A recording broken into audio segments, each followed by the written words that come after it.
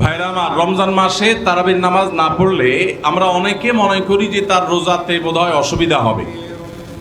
এটা সম্পূর্ণ ভুল ধারণা। তারাবি একটা ইবাদত, রমজানের রোজাটা আরেকটা ইবাদত।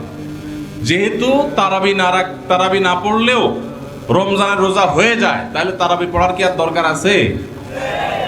কেন? রোজা তো হয়ে যাবে। আলাদা ইবাদত। রোজা রাখা একটা ইবাদত, তারাবি পড়াটা আরেকটা ইবাদত। নবী করিম সাল্লাল্লাহু আলাইহি সাল্লাম একই হাদিসে দুটি কথা বলেছেন, মান কামা রমাদানা ঈমানান ওয়া ইহতিসাবান গুফিরা লাহু মা তাকাদ্দামা মিন যামবি। একই হাদিসে বলেছেন, মান সামা রমাদানা ঈমানান ওয়া ইহতিসাবান গুফিরা লাহু মা তাকাদ্দামা মিন যামবি।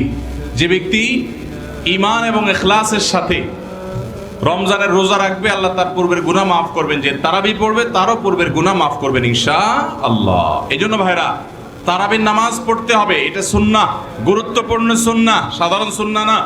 নবী সাল্লাল্লাহু আলাইহি সাল্লাম ছাড়েন নাই, সাহাবীরা ছাড়েন নাই। কোনো ওযর ছাড়া তারাবি ছাড়া যাবে না। জামাত ছুটে গেলে একা একা হলেও পড়বেন, কিন্তু কোনো কারণে পড়তেই পারলেন না, সফরে আছেন, ট্রাভেলে আছেন, বাসে ছিলেন, ট্রেনে ছিলেন, নাইটে সফর করেছেন, তারাবি পড়তেই পারেন নাই, ইনশাআল্লাহ আপনার রোজা হয়ে যাবে। তাই বলে তারাবিকে অনেকে অবহেলা করেন আজকাল, যেটা তো সুন্নাত, না পড়লে কি? এই অবহেলাটা আরেকটা দোষের। তাহলে আমাদের মধ্যে দুইটাই সীমা লঙ্ঘন। কেউ মনে করেন তারাবি না পড়লে রোজাই হবে না, এটা হলো বাড়াবাড়ি।